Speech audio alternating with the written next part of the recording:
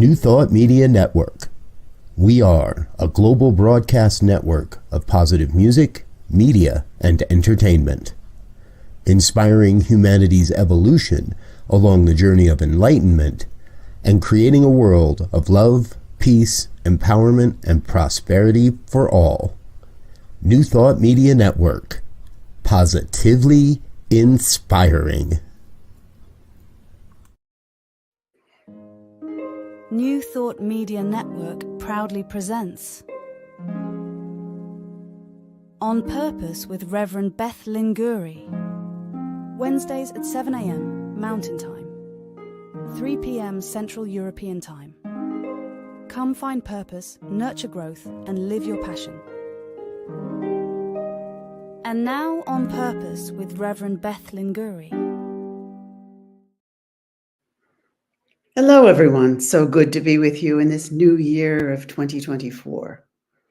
Welcome to our program. I'm Reverend Beth Linguri, your host on this program On Purpose, reminding you that you are in this dimension as an individual expression of the divine on purpose, to express that divine in all aspects of your life. So in this calendar year of 2024, in this time-space dimension that we find ourselves in as divine expressions, we have an opportunity to stop and reflect. Everything in this new year reminds us of new opportunities, of times to let go of things in the past which didn't serve us, which don't serve us. It's about creating intention for the new year. So I invite you today to join me in reflecting on just what is this new year going to bring me in my vision to live on purpose, and to bring each one of you. We are reminded about the power of the word,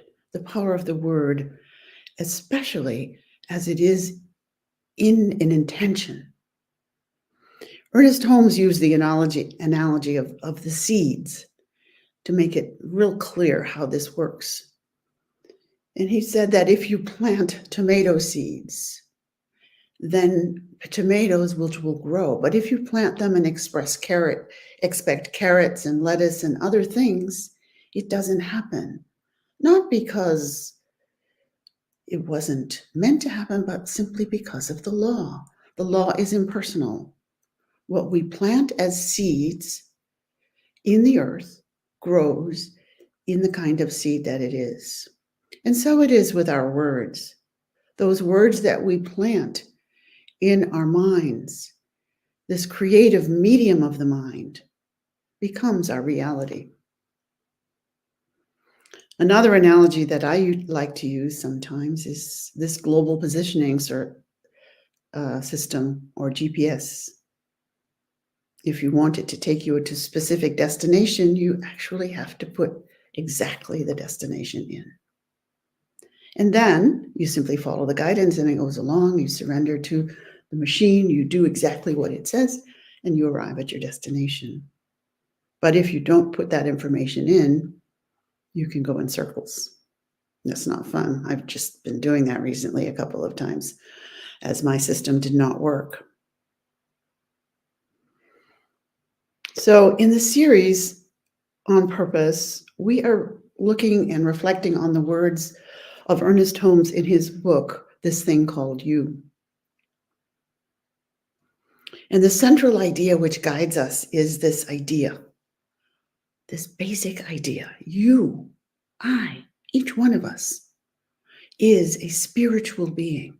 You are a spiritual being, having this human experience for the purpose of expressing your divinity. You reflect that divinity back to everyone you meet. So you are here in this physical body on purpose. You are on purpose to express divinity. And it's the only way that divinity can be expressed, is through each individual. It's pretty simple. but it's not easy. And I'll repeat the words that I've used before on this broadcast, this idea from Emerson, because it so perfectly expresses what Ohms is talking about in this book, this thing called you. He quotes Emerson when he says, every man and woman, I'll add that bit, is a doorway through which the infinite passes into the finite. The infinite passes through into the finite. Every woman or man is a doorway through which God or the divine or life itself becomes man or woman. It is a doorway through which the universal becomes the individual. So when you live from this place, you are living in heaven on earth. This is where you live on purpose and not by default. Can you visualize this? Can you really sense this idea of being a divine expression? I'm reminded of other words of Ernest Holmes when he says, be ye perfect, even as your Father in heaven is perfect. And everyone says, well, how can I be perfect? This body that I'm in is not so perfect. And I'm not so perfect. I make mistakes. So it's an anachronism. I can't be perfect. But yet, in actual fact, it is the divine in you, in me, that is perfect already. We don't have to be perfect. We simply allow and surrender that to that perfection and allow it to express through us. It's not an easy concept because it goes against so much of what we're taught and so much of what our world tells us and so much of what is programmed in us from our past.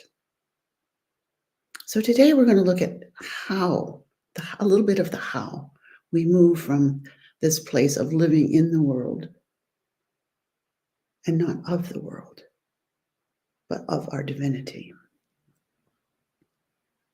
I'm going to invite us to move into a time of reflection. Ernest Holmes writes about meditation. Meditation is a practice in many spiritual traditions, and there are many different practices which are described as meditation. So I'd just like to clarify how he uses the word meditation. And this is a direct quote. Meditation is in a very specific way. It is using the power of the mind to focus on a desired state and increasingly become one with that idea. Using the power of the mind to focus on a desired state and to increasingly become one with that idea. So we create through the power of attention. Ernest Holmes invites us to spend time every day to sit quietly and contemplate our good. So at this moment, I'm inviting you to simply move into a space of contemplating your good.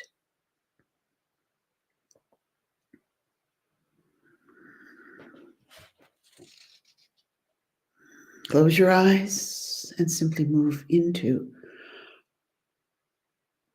your within.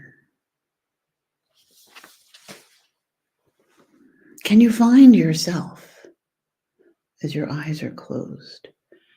Can you connect with life itself, that life which is flowing through you? If you simply close your eyes, relax your hands gently on your lap, follow the breath, find that self, that within which longs to express. And just listen to the life within. It's wonderful to know that your good is at hand. Your night wanes. Your dawn is breaking. There is a living spirit at the center of your being. Simply acknowledge this living spirit as you breathe out and in. Acknowledge this life itself living within.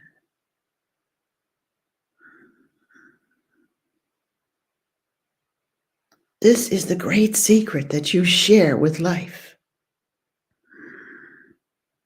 Life is wherever you are. It evolves around you, even as it flows through you. So simply spend a moment just allowing that life to flow through you, to surround you. Just to become one with that life itself.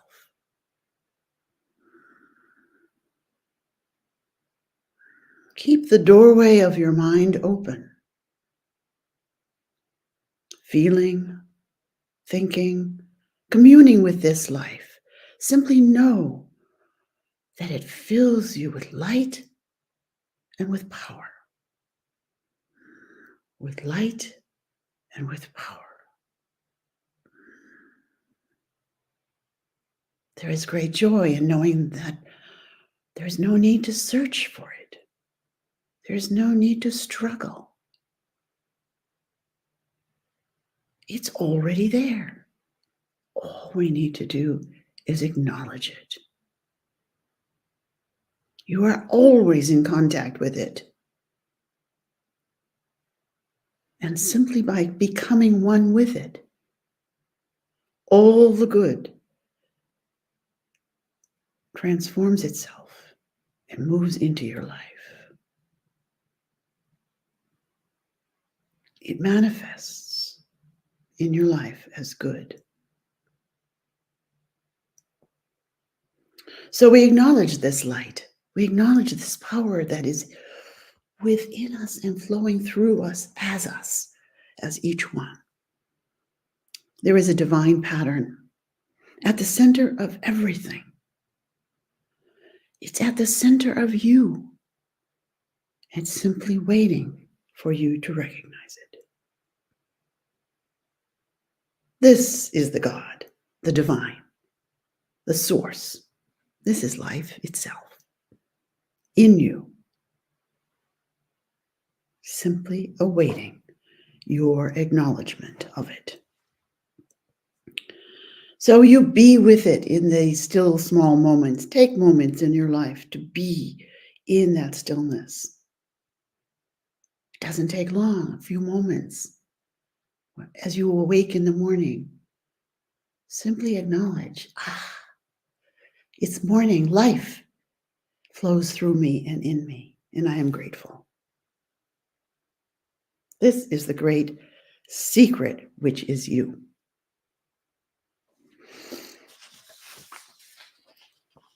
The only thing that stands between you and the greater good, that is so as close as you are breathing, is the things of thought and nothing else.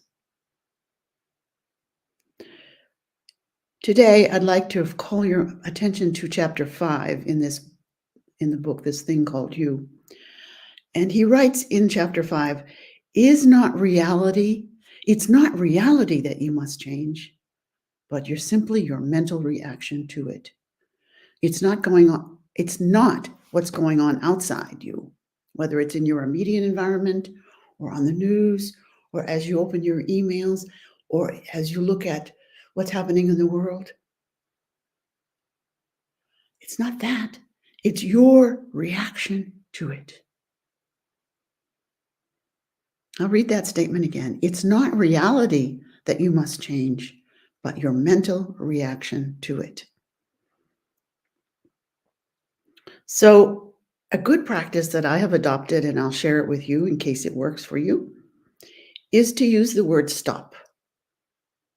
When I begin to look at the news and begin to see what's happening, and I begin to get and allow all of these emotions to come up, I say stop, pause and reflect. And I use the word stop to remind me, S-T-O-P. And you can think of it in this way. For the S, stay still. For the T, take time to reflect. For the O, open up to your inner voice, your heart space. And then for the P, prepare from that space your response. Send love and compassion to those places where there is conflict, or to those moments where there is distress. Or as you think about your month or the activities and you begin to get a negative reaction to them, oh, I have to do this, or this is coming up, and begin to get worry and fear, stop. You can change that. There's a wonderful practice that Mickey Singer has in one of his books, and that is, if you're concerned about something, simply write it down. Write what you're concerned about, write all of your thoughts about it, and then simply go through and change any negative word to what you actually want to happen, to a positive experience, and write it again in that sense. Very powerful practice. It is the subjective state of your thought, that accumulation of the patterns of your life and the generations before you, deep within, that are automatically attracting and repelling into your life.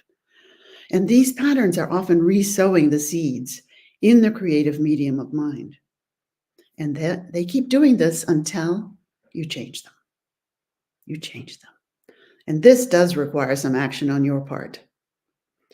Many mystics speak of this, and they call it different names. They call it the law of attraction. What you put in your thoughts are going to attract into your world exactly what you're thinking. Or awakening to your truth. Whatever it is, these secrets lie within, and you can change these patterns. It's not just a process of making affirmations or holding thoughts. This can help. But it is a process of re-education of your whole mental reactions. It's a process of following your intuition back to that pattern, and then accepting it, or rejecting it, or rearranging it, or replacing it with a different pattern. It seems so simple at first. It seems impossible that it can be so straightforward. It is by creating space in your life for these stuck patterns, either through traumatic experiences in your life or in generations before you. All of these energies were necessary at the time for you to survive, for you to move through this, but they also can become a stuck energy. And it is important to allow them to become liquid, to become soft and visible. And when they do, they can dissolve, and you replace them with new thoughts. I have found that an amazingly powerful way to do this is through writing. And this key to living this life of purpose, which each one is created, is taking time to write down what it is that we want to see. This focus of the new year can be an opportunity for each one of us to just make a difference, make a change, a few simple rules and methods that will bring forth and implement together as we plan for this new year. I want to alert you to an opportunity that is coming up in March at the spring equinox. We gather here in Geneva at the Chateau de Bossé, which is the beautiful background here, for an inspired retreat, a retreat in which we focus on our inspiration, our intuition, and at the same time, we write about it. It will be on the spring equinox, easy to remember. That's March 15th through 17th. And on the banner, you can see the website where you can find out more about this activity. For those of you here in Geneva area, it's just a day trip, and you could come for the day on Saturday, but there's also events on Sunday and Friday, and we have a whole time of retreat, which we can move into that silent place within and right from that place. So we can reconnect with our source energy and allow that to be what guides us in our life, in our everyday life. So I invite you to have a look at that website. If you don't have time to write it down now as we have it here, you can always do a Google search and check out Inspired Writing Retreat to Geneva. We have a page on Instagram, on Facebook, on LinkedIn. So you can find this site and find out more about this exciting opportunity. There are lovely rooms at the chateau, so if you're far away, come along, join us there, and stay in the beautiful chateau overlooking the Lake Geneva and the Alps.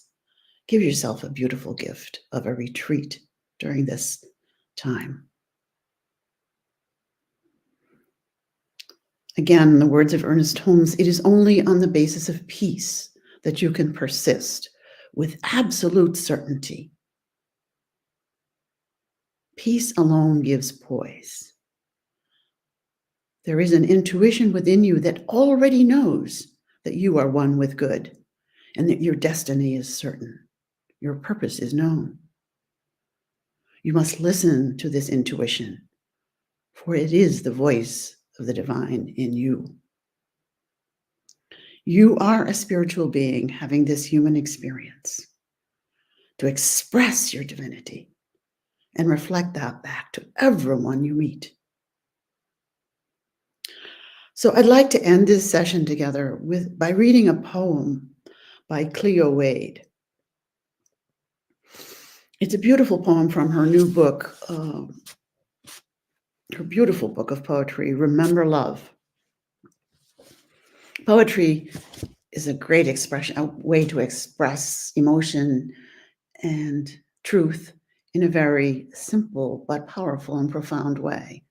So whenever I have an opportunity to read music, I share it with you. This is a very short poem. I'll read it twice. It is a profound act of love to choose who you are going to be instead of living in response to who has hurt you or what has happened to you. It is a profound act of love to make your heart your divine responsibility, to challenge yourself to get your heart as kind and fiercely loving as possible. It is a profound act of courage to then share that heart with the world. We are complete for today. Go in peace. Namaste. And so it is. Thanks for watching. Join us again next Wednesday for more of On Purpose with Reverend Beth Linguri, only on New Thought Media Network. Learn more at www.ntmedia.org.